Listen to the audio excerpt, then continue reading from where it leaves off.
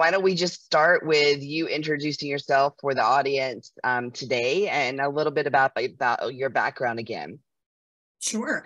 I'm a legal and compliance professional. I worked in private practice for about 10 years before going in-house into the life sciences and pharmaceutical industry. And I was there at manufacturers for about 12 years before I joined FFF on the distribution side of things. And I've held various legal and compliance roles throughout that. So I'm excited to be here today. Thanks so much for having me. Wonderful. Thank you.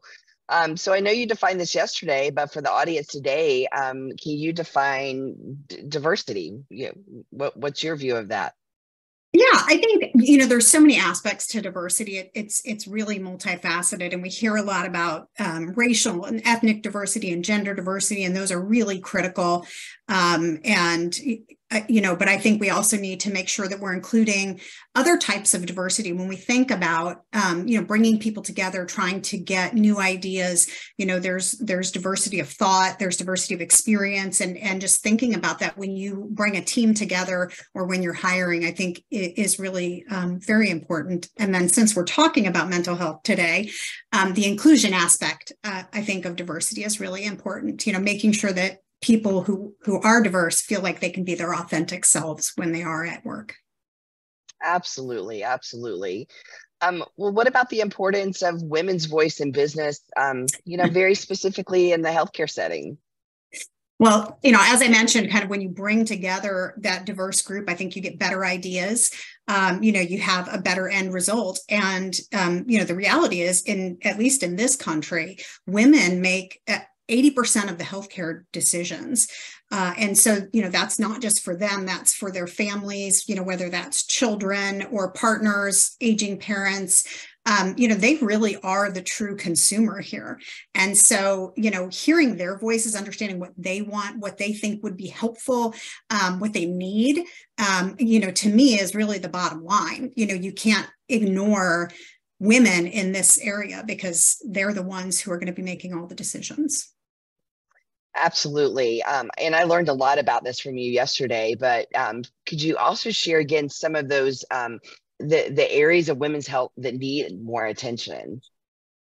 Yeah, I mean, sadly, there are so many to choose from, but I think, we're doing better. I think a huge one that was definitely impacted negatively by the pandemic is preventative screenings, right? So, going in and getting mammograms or, screening for various cancers or for osteoporosis. So there's all kinds of different, preventive care that I think women in particular sometimes, do ourselves a disservice by, putting our health on the back burner as we take care of everyone else. And so, I think we need to do a better job of making sure that preventive care is available, but also making sure that women, can give themselves permission, can, take that time, whether it's from work, whether it's from family activities, whatever it is, to make sure that they are getting screened for those things, because the success rate in, either preventing altogether or, treating something is so much better with early detection. So that's definitely one area. Another area, which is right on point for today's topic, is mental health. And, particularly when we think about, reproductive health. And, I'll share a personal experience of mine. Those of you who were on yesterday learned that I have 5 children, all happy and healthy. But after my 5th child, I actually had some pretty bad postpartum depression. And I will tell you, the challenges that I encountered just trying to find someone to go see were unbelievable to me. I thought, here I am. I'm an educated person with resources.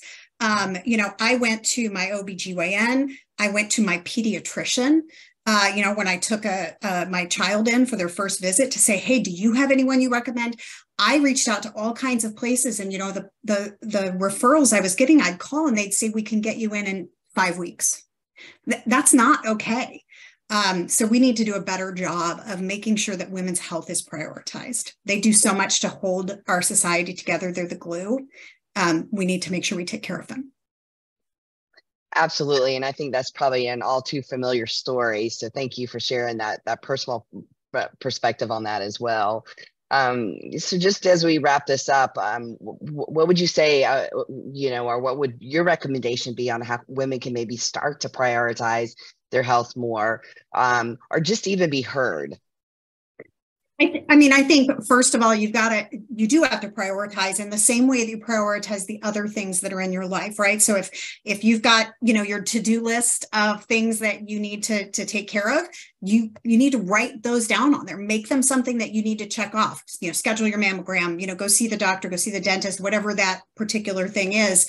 I've also heard, women taking a day of PTO or, if you have the ability to take a day, go schedule all your appointments in one day, right? I'm going to go just knock it out. I'm going to get everything done. But then you've taken that time, to devote to yourself. So I think there's some strategies we can do to make sure we're prioritizing that care and being heard. I hear so many stories about women who have reported things to medical, care providers and are just ignored.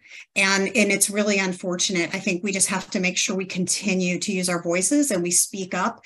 If we know our bodies best, we know what's happening, and we really just have to keep saying it. And if someone won't listen, you go to the next person until, we get to a place where women are trusted about what's going on with their bodies and their minds.